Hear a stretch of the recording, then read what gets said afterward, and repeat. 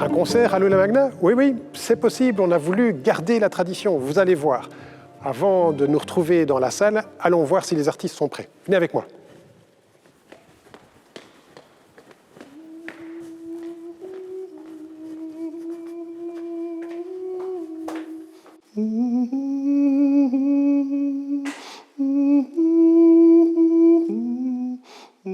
Bonjour Stéphano, je ne vais pas vous interrompre. Monsieur le recteur. Alors, ça va? Voilà, c'est comme ça aujourd'hui. Hein. C'est un peu compliqué, cette période de confinement aussi pour la chorale, non? Tout à fait. On est content d'être là. On est ravis de pouvoir participer à l'occasion du concert du recteur. Et on est honoré d'être là et on va faire à notre mieux. En tout cas, je suis vraiment très heureux que ça puisse se faire et que de concert avec la chorale. Comment est-ce que vous avez pu organiser des répétitions alors à distance ou comment est-ce que vous avez fait? Les personnes ont répété avec moi, comme chaque année, jusqu'au 15 mars. Et après, ils ont répété, continué à répéter chez eux. Et ils se sont enregistrés avec les outils qu'ils ont à la maison, smartphone, ordinateur. Et ils ont envoyé tout ça pour qu'on fasse un montage final qu'on vous présentera aujourd'hui. Eh bien, vraiment, je m'en réjouis. Je vais aller m'installer dans la salle parce que celle-là, elle est bien physique. Et puis, je vous retrouve sur scène tout à l'heure. Très bien. Merci beaucoup. Merci beaucoup. À tout à l'heure. Merci, à tout à l'heure.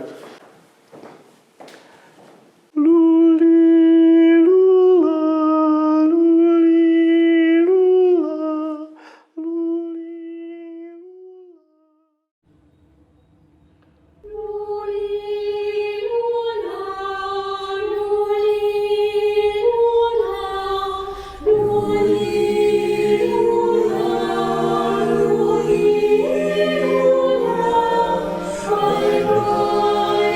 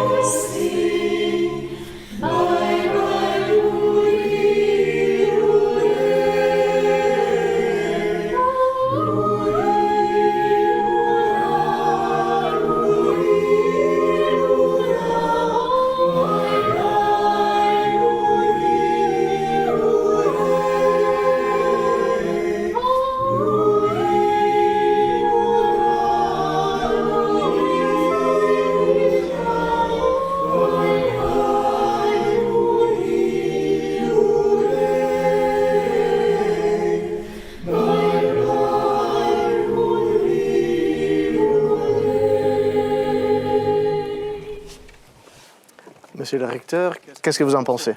C'était juste magnifique. Magnifique. Et puis le fait de le voir comme ça, on voit l'ensemble des chanteurs, l'ensemble du chœur, on voit la grande variété, certains qui ferment un peu les yeux, certains qui bougent. Voilà, c'est absolument magnifique. Merci. Il chantait Louli Lula Louley. C'est une ancienne de Stopford, un compositeur anglais qui a une quarantaine d'années. Il a composé ça en 2008. Et ça parle en fait du massacre des innocents. C'est une berceuse, donc quelque chose qui est censé être plutôt calme et apaisant. Et dans le texte, si on lit bien, on parle vraiment d'Hérode qui tue tous les enfants. Oui, on n'avait pas l'impression d'assister à un massacre. C'était Exactement. particulièrement heureux et joyeux. Et ce qu'on va voir, la suite va être envoûtante aussi. Qu'est-ce qui vient maintenant? Already Done de James Macmillan, qui est chanté normalement en période de Noël, dans la semaine qui précède le jour de Noël. Alors, j'allais dire on regarde, mais en fait, on écoute. On écoute. On écoute.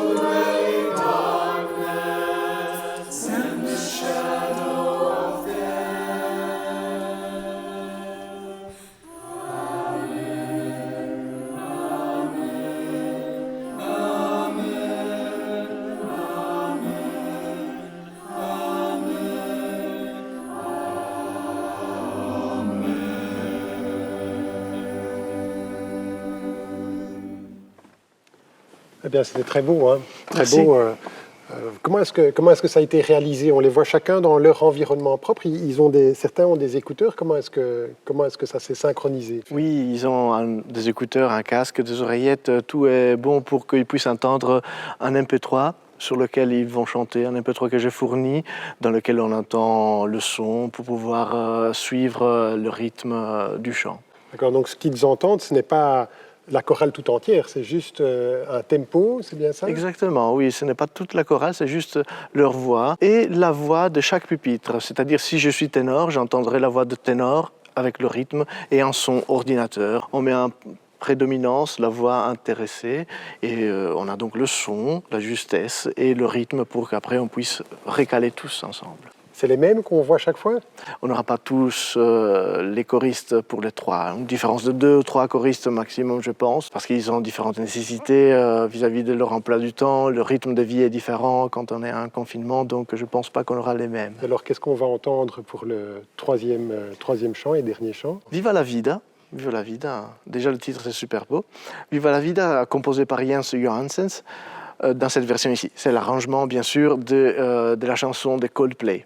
Moi, ce qui m'a plus intéressé, c'était le titre Viva la vida, donc Vive la vie, qui s'inspire du tableau peint par l'artiste peintre Frida Kahlo, qui a été malade pendant certaines périodes et qu'à la fin de son confinement, si on veut, elle a peint ça comme un hymne à la joie. Bon, mais donc je comprends bien que le confinement a une fin à un moment donné, et par ailleurs, vive la vie. C'est vraiment pleinement approprié, hein, on va entendre ça.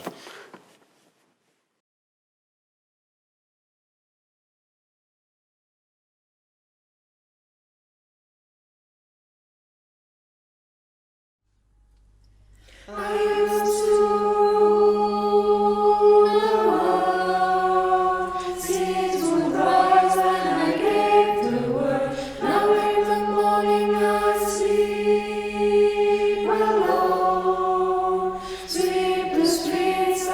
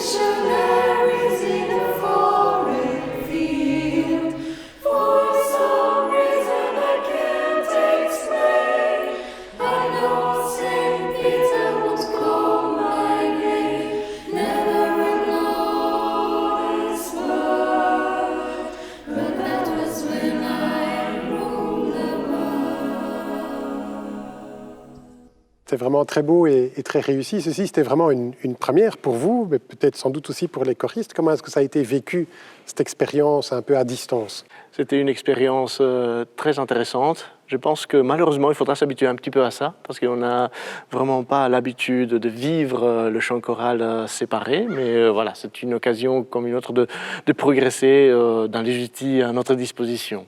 Eh bien, en tout cas, en mon nom, au nom de l'université, je voudrais vous remercier. Remercier aussi les choristes, bien sûr, étudiants à Lucie Louvain. Et puis remercier aussi tous les membres du personnel, tous ceux qui ont assisté à cette représentation pour cette première. Très heureux d'avoir pu participer à ça avec vous. Vous le savez, nous rentrons progressivement dans une phase de déconfinement, mais ce déconfinement va être lent et progressif. Et je me réjouis déjà de vous retrouver dans cette magnifique salle un jour prochain, peut-être l'année prochaine, en présence physique, peut-être l'année prochaine pour le concert du recteur, l'année prochaine, nous verrons. Volontiers. Mais nous y retrouverons prochainement. Alors Stéphano, grand merci. On va rester un petit peu à distance, hein, mais on peut quand même se saluer. Grand merci et transmettez bien tous nos remerciements aux choristes. Merci. Voilà. À bientôt. À bientôt.